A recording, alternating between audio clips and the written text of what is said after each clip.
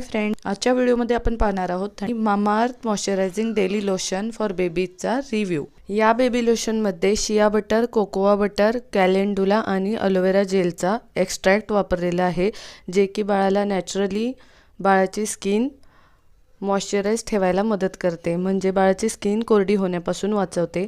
जवळजवळ 6 ते 7 तास हे बाळाची स्किन मॉइश्चराइज ठेवते। या क्रीमला आपण दिवसातून 2दा वापरू शकतो। एक म्हणजे बाळाची अंघोळ झाल्यानंतर आणि बाळाला झोपवताना ही क्रीम लावून तुम्ही बाळाला झोपू शकता।